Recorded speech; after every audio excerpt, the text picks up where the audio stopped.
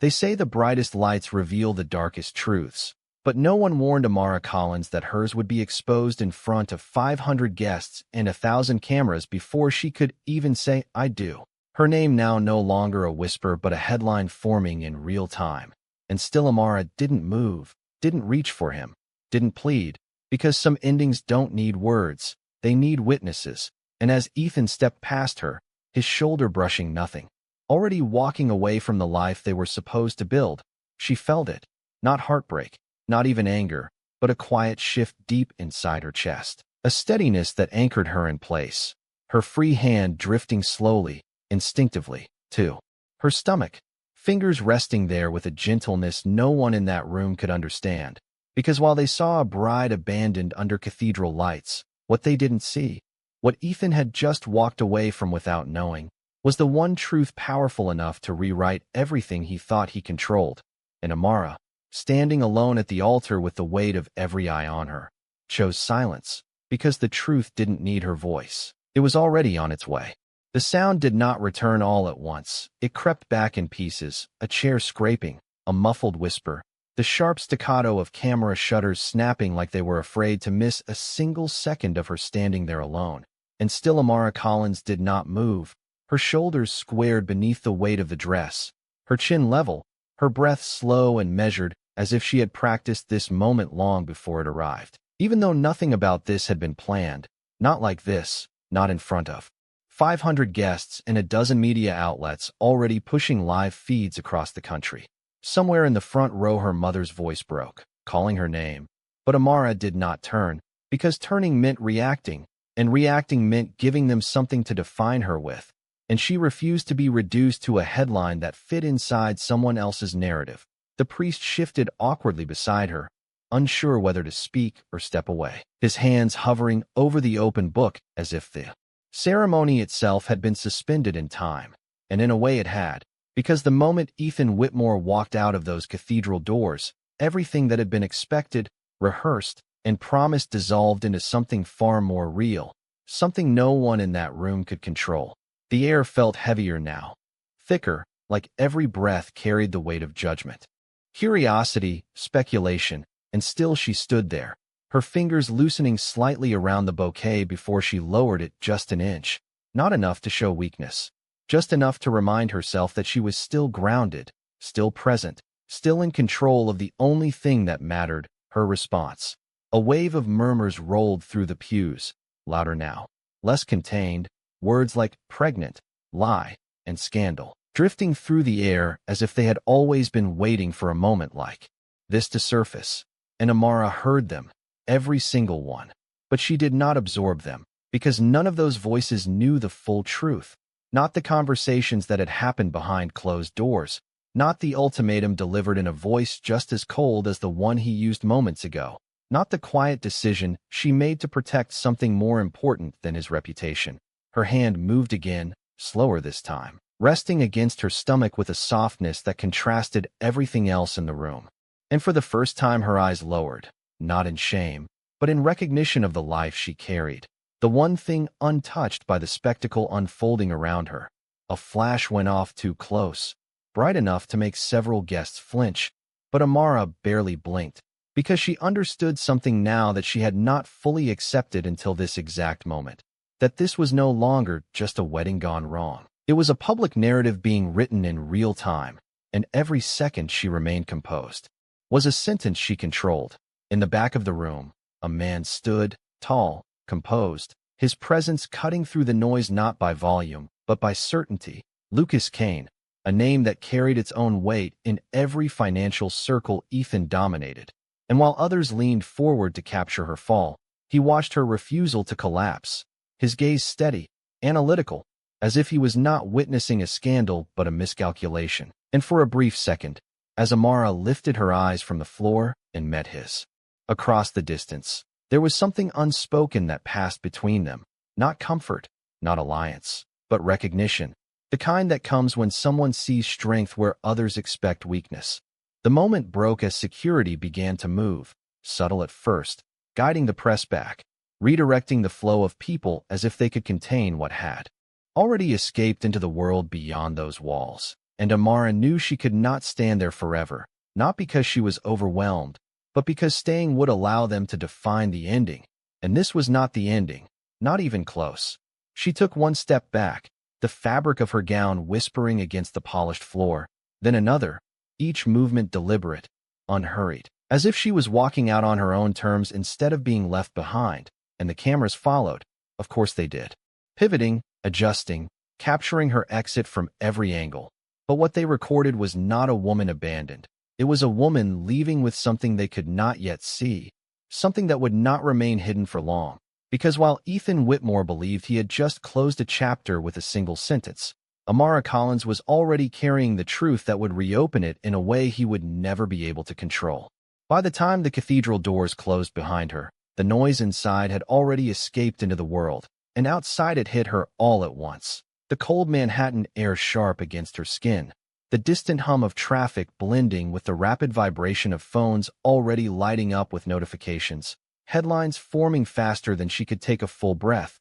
And yet Amara Collins did not rush, did not stumble. She walked down the stone steps with the same controlled pace she had carried down the aisle, because speed would have meant escape. And she was not running from anything. A black car idled at the curb, its driver stepping forward instinctively, but she raised her hand just slightly, stopping him without a word, because she needed one moment, just one, where no one else dictated the direction of her next step. And behind her the doors opened again, releasing a wave of voices. Reporters calling out questions that overlapped and collided. "Miss Collins, is it true you deceived him? Are you pregnant? Did he know?" Each question sharper than the last, designed not to understand but to provoke, and the cameras followed. Of course they did, lenses stretching toward her like they could pull the truth out by force. But Amara did not turn, not yet, her gaze fixed ahead as if the city itself was the only witness she needed. Across the street, reflected in the glass of a storefront, she caught a glimpse of herself, the white dress, the untouched veil, the posture that had not broken. And for a brief second, something inside her shifted again, not pain, not fear, but clarity, the kind that arrives when there is nothing left to protect except what truly matters. Her hand moved once more to her stomach, a gesture so small it could have been missed by anyone not looking closely, but the nearest camera caught it, zooming in, speculating, and within seconds the question that had been whispered inside the cathedral found its way into the open air, louder now, more dangerous. "Are you expecting his child?" And that was when she stopped. The movement was subtle, a pause rather than a reaction, but it rippled through the crowd like a signal, microphones lifting higher, flashes intensifying, the world holding its breath for a response she did not owe them. And slowly, deliberately, Amara turned, not toward the reporters, but toward the cameras themselves. Her expression calm, her eyes steady, revealing nothing and everything at once. Because silence, when chosen, carries more weight than any explanation ever could. She did not answer, did not deny, did not confirm. She simply held that gaze for a moment long enough to be recorded, replayed, analyzed, and then she stepped forward again, entering the waiting car without another word. The door closing with a quiet finality that cut through the noise more effectively than any statement. Inside, the world softened instantly, the chaos muted by tinted glass and distance. But her reflection remained in the window, and this time she did not look away, because now there was no performance, no audience, just the truth she had been carrying alone, the one Ethan Whitmore had dismissed without ever asking the right question. Her phone buzzed in her hand, once, twice, then continuously. Messages flooding in from numbers she recognized and ones she did not. Her screen lighting up with alerts, news, clips already circulating, her name attached to speculation she had not confirmed. And among them, one message stood out, a single line from an unknown number. If they are asking the wrong question, it means someone is hiding the right one. Her eyes narrowed slightly, reading it again, because the wording was too precise to be accidental, too deliberate to ignore, and for the first time since she stepped out of the cathedral, something new entered the equation, not fear, not doubt, but awareness, the sense that the narrative unfolding around her was not as simple as it appeared. Across the city, in a glass office high above the streets, Ethan Whitmore stood watching the same footage loop across multiple screens. Her stillness at the altar, her exit, that brief moment where her hand rested over her stomach. And for the first time since he walked away, his expression shifted, just slightly, not enough for anyone else in the room to notice, but enough to register a crack in the certainty he had carried, because something about the way she held herself did not align with the story he had already begun to tell, and uncertainty, for a man like him, was the one thing he had never learned to ignore. The city did not slow down for her. It never did. But inside the quiet of the car, time felt different, stretched thinner, sharper, as if every second carried more weight than it should. And Amara Collins sat with her hands folded in her lap, her fingers resting lightly against the curve of her stomach, her reflection staring back at her from the darkened glass while the skyline blurred past in streaks of steel and light. And for the first time since the cathedral, she allowed herself to close her eyes, not to escape, but to think clearly, because everything that had just happened was not chaos. It was consequence. Her phone continued to vibrate beside her, relentless, but she did not reach for it immediately. She already knew what it would say, what they would say, narratives forming without her, opinions built on fragments, and none of it mattered as much as the one truth she had chosen not to speak. Not yet. Because timing, she understood now, was everything. The driver glanced at her through the rearview mirror, hesitant, as if unsure whether to ask for direction, and she met his eyes briefly, her voice calm, steady. "Take me to the apartment." And that was all. No explanation, no urgency, just a decision made with quiet certainty. Across the city, high above the streets, Ethan Whitmore remained standing in front of the wall of screens, the footage replaying in an endless loop, her stillness, her silence. That single moment where her hand rested over her stomach, and the room behind him buzzed with controlled panic, advisors speaking in low tones, legal teams already drafting statements, public relations strategists outlining responses designed to contain the narrative before it spiraled further.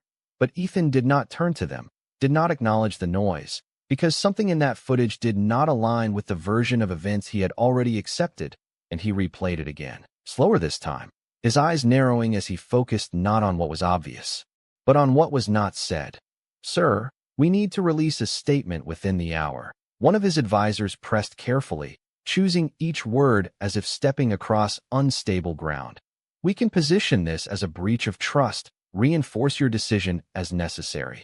And Ethan exhaled slowly, his jaw tightening just enough to reveal the tension beneath his composure, because the words sounded correct, structured, controlled, but they felt incomplete, like a strategy built on missing information, and that was not a position he tolerated. "Did we verify everything?" he asked finally, his voice low, measured, and the room shifted slightly, a pause stretching between his question and the answer, because verification had not been the priority, control had. And for the first time since the situation began, that distinction mattered. Back in the car, Amara's phone lit up again, the same unknown number sending another message, shorter this time, more direct. "He is not asking what you protected."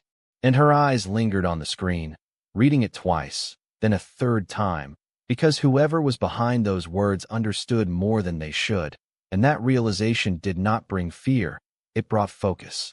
The car slowed as it pulled up in front of her building, the familiar entrance rising before her like a boundary between the public world and the one space she still controlled. And when the door opened, the air outside felt different here, quieter, shielded from the chaos only a few blocks away. But she knew that distance was temporary, that the story had already taken on a life of its own, and stepping inside would not stop it, only delay what came next. She moved through the lobby with the same composed pace, ignoring the subtle glances from those who recognized her, because recognition was not the same as understanding, and once inside her apartment, the silence settled around her fully for the first time that day, complete, uninterrupted, and she exhaled, a slow release of everything she had held in place since the moment he said those words at the altar. Her hand moved again to her stomach, instinctive now, grounding, and she stepped toward the window, looking out over the city that had already begun rewriting her story without her permission, and for a brief moment, she allowed herself to speak, not to the world, not to Ethan, but to the truth she carried, her voice quiet but certain. "I will decide when they hear you." And in that moment, the balance shifted, because while Ethan Whitmore was still trying to control a narrative he did not fully understand, Amara Collins was already choosing the exact moment it would unravel him. Morning did not arrive gently. It came with the sharp glow of screens and the constant hum of a world that had already decided what Amara Collins represented. And as sunlight filtered through the tall windows of her apartment, it painted long lines across the floor, catching the edge of her silhouette as she stood still, one hand wrapped around a cup of tea that had long gone cold, the other resting instinctively against her stomach. Her gaze fixed on the city below, where everything moved as if nothing had changed, even though her name now lived in headlines that refused to slow down. The television across the room played silently, captions racing beneath footage of the cathedral, her image frozen at the altar, at the steps, in the car, each angle dissected, repeated, reshaped into narratives that shifted depending on who was speaking, some calling her deceptive, others questioning Ethan Whitmore's decision, but none of them asking the one question that mattered, and Amara watched it without flinching, because distance had already given her something they did not have: perspective. Her phone lit up again, but this time she picked it up, scrolling through the messages with a calm that did not match the urgency behind them. Invitations to respond, requests for statements, offers to manage the situation, and then again, that same unknown number, another message waiting. They will force the story into a choice. But the truth is not a choice, and she exhaled slowly, because whoever was reaching out understood the mechanics of what was happening better than most, the way public narratives demanded simple answers to complex truths, the way silence could be twisted into guilt if left unchecked. Across the city, the conference room at Whitmore Holdings was no longer controlled chaos. It had sharpened into strategy, screens filled with data, trending tags, sentiment analysis, every metric designed to map how far the story had spread and where it was heading next. And Ethan stood at the head of the table, his posture composed, his expression unreadable, but the shift in his focus was undeniable, because he was no longer reacting to the event, he was questioning it. "We need to confirm whether she has made any official statement," he said, his voice cutting clean through the overlapping discussions, and a member of his team responded quickly. "No direct statement, sir. Only visual footage. She has not denied the pregnancy rumors." And that word lingered in the air, rumors, because Ethan understood something his team did not yet grasp, that a rumor left unchallenged could either collapse or become undeniable, and the difference depended entirely on what supported it. He turned slightly toward the screen, watching again the exact moment her hand moved to her stomach, and this time he did not see scandal. He saw intention, a detail that did not fit with deception but aligned with protection, and that realization unsettled something he had not accounted for. Back in her apartment, Amara set her phone down and moved toward her desk, opening a drawer she had not touched since before the wedding, and inside, neatly placed, was a single envelope, its edges smooth, its weight familiar, because it contained more than paper, it contained timing, and as she lifted it, her fingers paused just briefly, not in hesitation, but in recognition of what releasing it would mean, because once the truth moved from private to public, there would be no reclaiming it, no controlling how it was interpreted, only standing in it. The city outside continued its rhythm, unaware of the exact moment when everything would shift, and Amara walked back to the window, the envelope held lightly in her hand, her reflection steady, grounded, and for a moment she allowed herself to think of the night Ethan had given her that choice, the cold clarity in his voice, the assumption that she would follow the path he laid out, and how quietly she had chosen differently, not out of defiance, but out of certainty. Her phone vibrated again, and this time the message read, "He is starting to question the story," and something in her expression softened, not with relief, but with acknowledgement, because this was the moment where control began to fracture, not through confrontation, not through accusation, but through doubt, and doubt, once introduced, did not disappear, it grew across the skyline. In a glass tower filled with certainty and strategy, Ethan Whitmore stood still for just a fraction longer than usual, his eyes fixed on a single frame that refused to align with everything else. And for the first time, he did not reach for a solution. He reached for the possibility that he had misunderstood something fundamental, and that possibility, quiet as it was, marked the beginning of everything he could no longer control. By the time the sun reached its highest point, the story had evolved again, sharper now, more divided, as if the world could not agree on who Amara Collins was supposed to be, and inside her apartment, the silence remained intact, untouched by the noise beyond the glass. While she stood at the center of it all with the envelope still in her hand, its edges now slightly warmed by her grip, her gaze steady as she replayed not the headlines, not the footage, but the exact moment everything shifted. The quiet space before Ethan spoke, the fraction of a second where something unspoken passed between them, and how quickly it had been replaced by certainty that was never questioned. Her phone rested on the table, screen lighting up again, and this time she did not wait. She picked it up immediately, the unknown number already forming a pattern she could no longer ignore. The message simple, precise. He asked for verification. And for the first time, a faint shift moved through her. Expression, not surprise, not relief, but recognition, because that was the question that should have been asked from the beginning, not assumed, not bypassed, but verified. And now that it had been introduced, it would not disappear. Across the city, inside Whitmore Holdings, the atmosphere had changed in ways that could not be measured by data or projections. It was quieter now, more focused, as if every person in the room understood that the situation had moved beyond containment into something more complex, and Ethan stood at the far end of the conference table, his attention fixed not on the reports in front of him, but on a single request he had just made, his voice calm, controlled. I want every medical record associated with her recent appointments reviewed, legally, properly, no assumptions. And the legal team exchanged brief glances, because the direction had shifted from defense to investigation, and that shift carried implications none of them had prepared for. Sir, that process will take time, one of them responded. Carefully, and Ethan nodded once, a small movement, but deliberate, because time was no longer the enemy. Uncertainty was, and for the first time since the wedding, he was willing to slow down to understand what he had missed. Back in her apartment, Amara placed the envelope gently on the table, her fingers resting on it for just a moment longer before she stepped away, moving toward the window again. The city stretching endlessly before her, alive, indifferent, and yet somehow connected to everything unfolding between two people who now stood on opposite sides of a truth only one of them fully understood. Her reflection met her gaze once more, and this time there was something new beneath the calm, not tension, not fear, but readiness, because the moment she had been waiting for was no longer distant. It was approaching, shaped not by her silence alone, but by the cracks forming in the story built around her. Her phone vibrated again, the message arriving without delay. They are tracing the timeline. And that was when she exhaled slowly, because the timeline was not something that could be altered, not something that could be explained away once seen clearly. It was fixed, precise, undeniable, and it held the one detail Ethan Whitmore had refused to consider.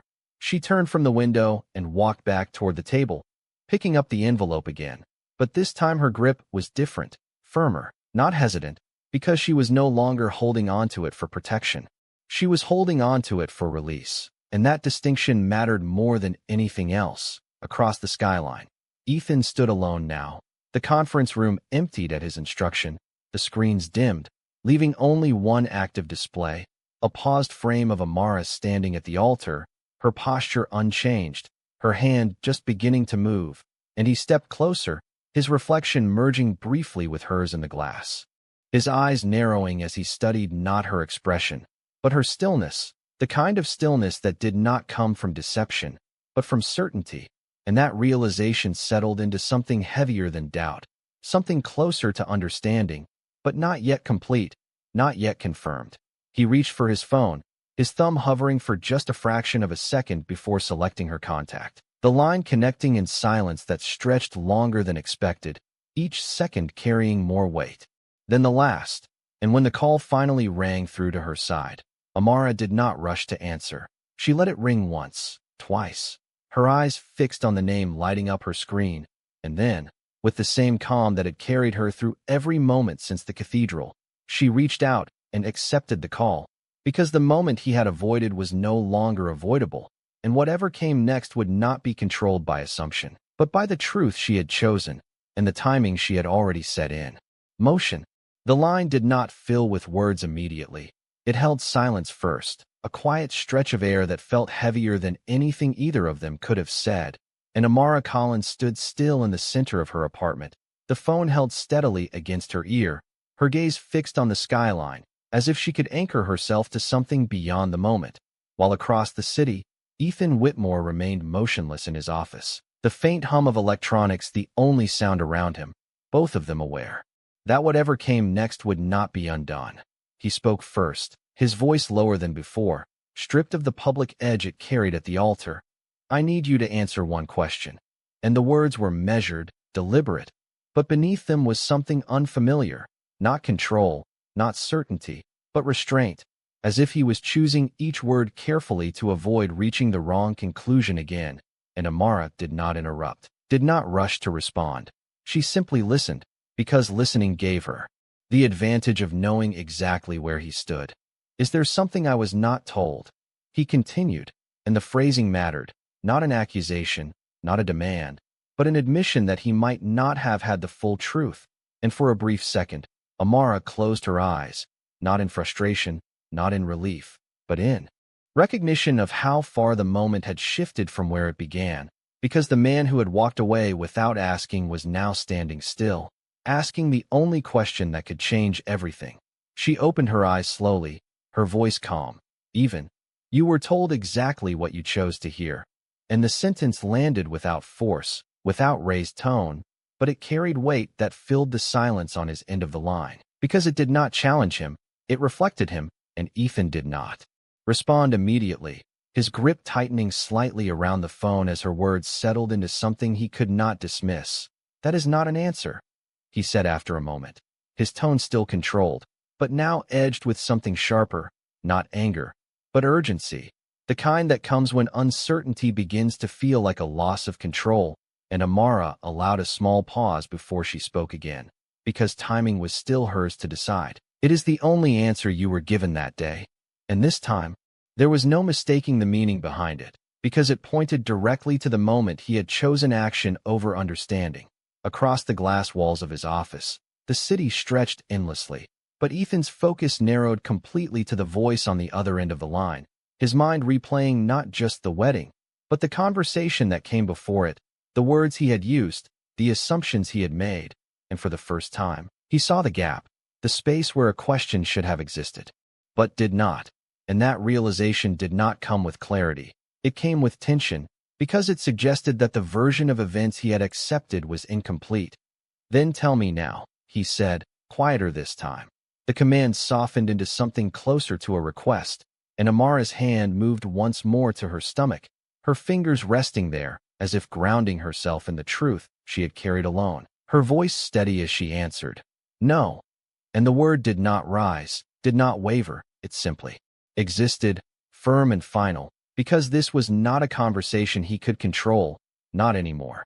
The silence that followed stretched longer than before, and this time it carried something new, not confusion, not denial, but consequence, because Ethan understood the implication of her refusal, that whatever she was holding back was not something he could extract through pressure or logic. It would only be revealed on her terms, and that realization shifted the balance between them in a way no public statement ever could. "You are making this harder than it needs to be," he said finally, but even as the words left him, they lacked the authority they once held, because difficulty was no longer something he could eliminate with a decision. And Amara's expression did not change as she replied, her tone calm, unwavering. "No, Ethan, I am making it exactly what it is." And in that moment, the truth settled into place between them, not spoken, not confirmed, but undeniable in its presence, because the man who had once controlled every outcome was now standing on the edge of one he did not understand, and the woman he had walked away from was no longer waiting to be heard. She was deciding when he would finally see. The silence after her last words did not break cleanly. It lingered, stretched thin between them like something fragile but unyielding. And for the first time since the call began, Ethan Whitmore did not respond immediately, because there was nothing left to assert, nothing left to control, only a space filled with a truth he could feel but not yet see. And Amara Collins remained still, the phone held loosely now, her gaze steady as she watched the reflection of the city shift in the glass. Because she understood something he was only beginning to grasp, that not all answers are given when asked. Some are revealed when the moment demands it. He exhaled slowly on the other end, the sound barely audible but enough to mark the shift, and when he spoke again, his voice had changed, not softer, not weaker, but stripped of the certainty that once defined it. Then when? And the question was no longer about control. It was about timing, about understanding when the truth he had missed would finally surface. And Amara's fingers tightened slightly around the edge of the envelope resting against her palm, her eyes lowering for just a second before lifting again, because the answer was not complicated, only inevitable. Soon, she said, and that single word carried more weight than anything she had withheld, because it meant he would not have to wait indefinitely, only long enough to realize what he had already set into motion. Across the city, the skyline reflected in the glass walls of his office seemed sharper now, every line more defined, every distance more pronounced, and Ethan stood there with the phone still in his hand, his reflection merging briefly with the city behind him. Because for the first time, he was no longer looking outward for control, he was looking inward for what he had overlooked. And the realization settled slowly, not as a single moment, but as a sequence. The conversation before the wedding, the assumption that followed, the decision made without verification, and the silence he had mistaken for agreement. "You should have told me," he said finally. But even as the words left him, they lacked conviction, because part of him already understood that she had not been given the space to tell him anything at all, and Amara's expression did not change as she answered, her tone calm, unshaken. "You should have asked," and the simplicity of it cut through everything else, because it reduced the entire situation to a single missing action, one question that could have altered everything, and now existed only as absence. The line grew quiet again, but this time it was different, not tense, not uncertain, but settled in a way that suggested both of them understood where they stood, not aligned, not resolved, but positioned on opposite sides of a truth that was about to surface whether either of them was ready or not.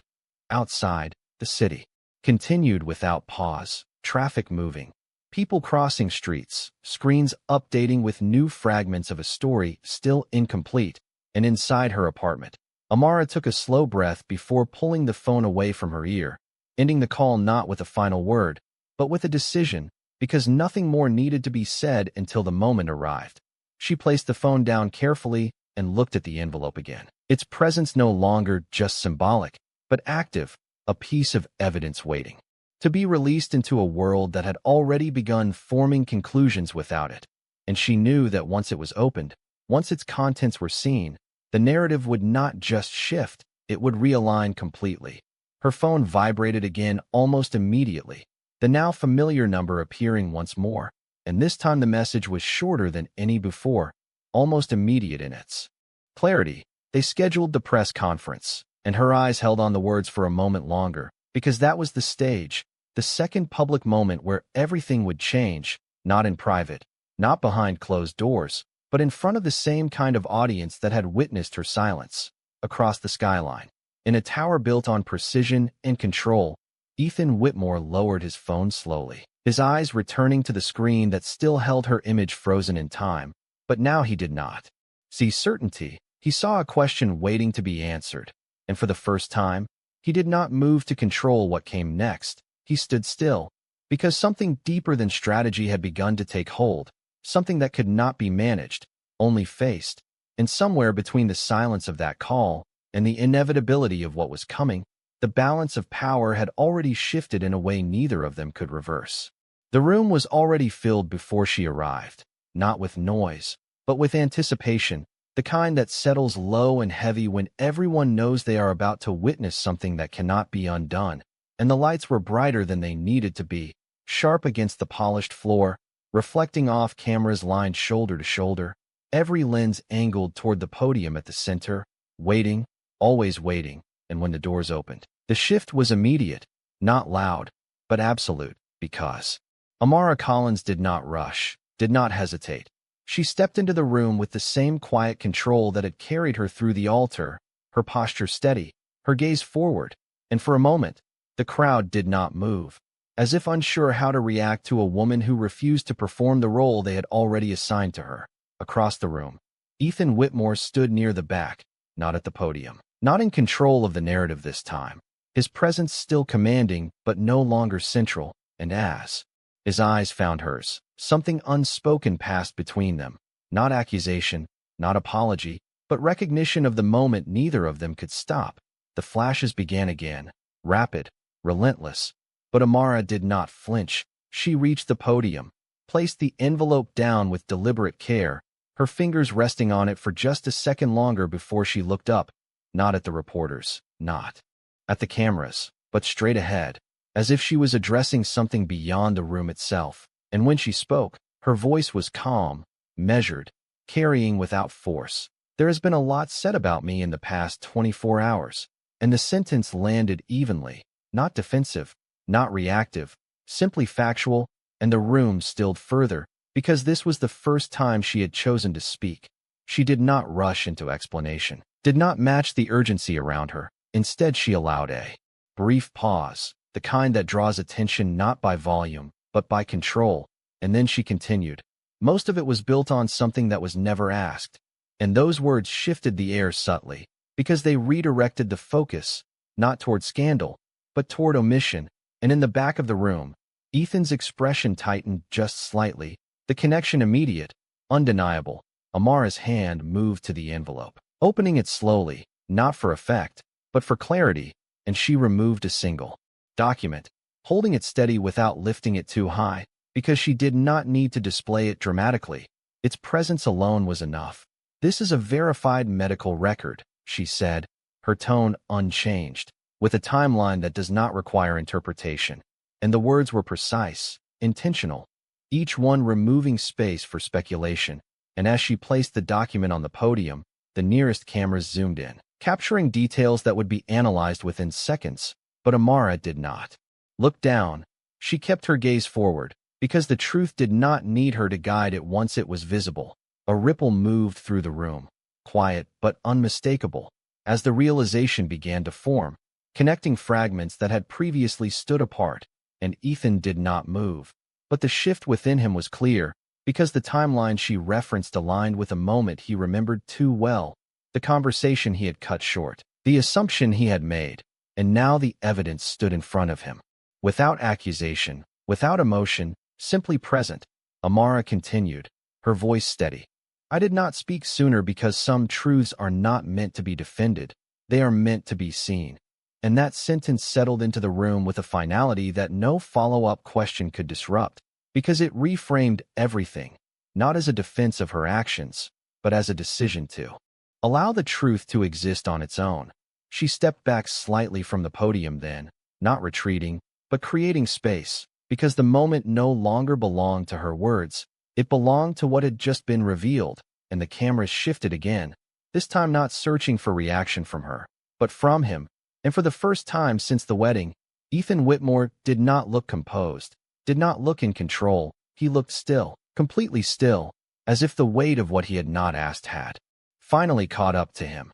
And in that stillness, the balance that once defined everything between them dissolved quietly, not with confrontation, not with anger, but with the undeniable presence of a truth that required nothing more than to be seen.